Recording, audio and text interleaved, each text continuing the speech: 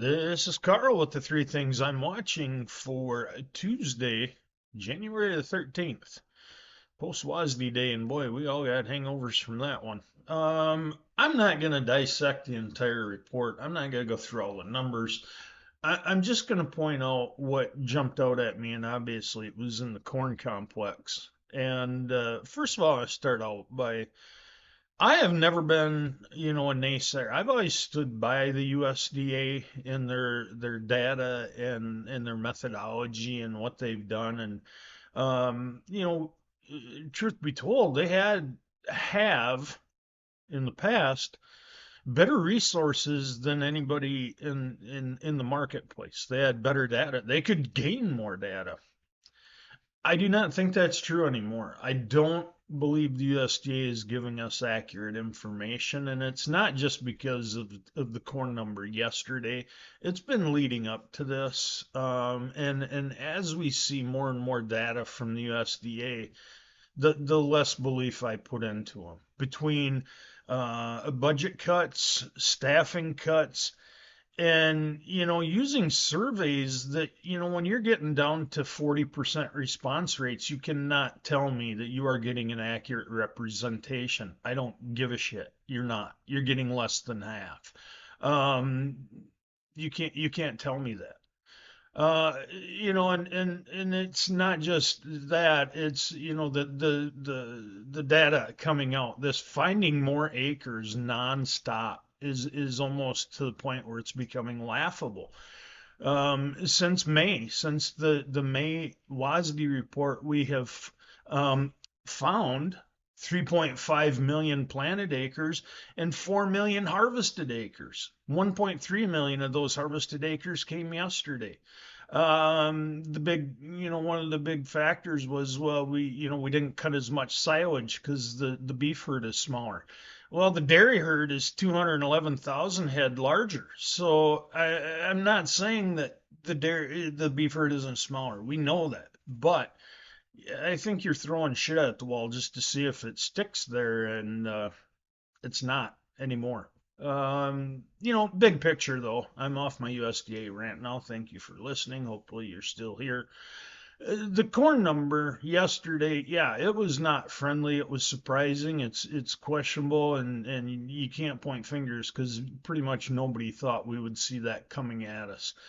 Big picture though, let's look at the global corn stocks, and the USDA just throwing in 6 million metric tons into the Chinese crop was a big part of that. We had the U.S., but then we saw that big jump in China's crop. And bottom line is, U.S. corn or world corn carryout came in 290.6 million metric tons.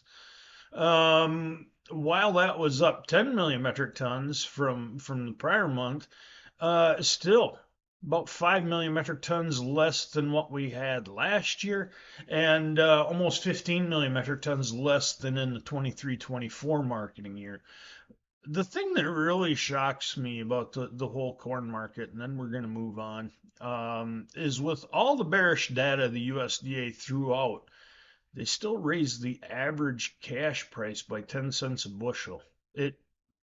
Nothing made sense in that report yesterday. Absolutely nothing. Nothing.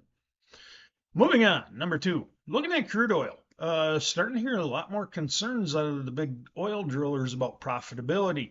And President Trump and the administration talking about how we're going to see the oil companies invest in Venezuela now. We're not hearing that from the oil companies. Matter of fact, we're hearing just the opposite, that profitability is bad, production is too large, and there's capping of wells going on in the U.S. I doubt that we're going to see that money flow into Venezuela. The geopolitical fallout from that, we do not know. But the bottom line is the falling oil prices, if we would bring in more Venezuelan oil, it would have a pretty negative outlook for the economy. Cheap oil is, cheap gasoline is good, cheap crude oil, and low profitability is not good for the U.S. economy. The third thing I want to bring up, and this will be a quick one, we're running a little long here, start watching a little more on the new crop bids, basis values on a whole. Gonna firm. I think yesterday's report, the farmer attitude and the market sentiment, right now we're going to see bids locked up, cash movement. I think we're going to see some improvement. River basis firmed up yesterday. We saw SIF tightening up here a little bit. Expect that to come back through the interior market. Keep an eye on your new crop bids too. They were not under near as much pressure as the spot market was yesterday, so maybe a little bit more promising out there. And let's start looking at some break evens out there. Those are the three things I'm watching today.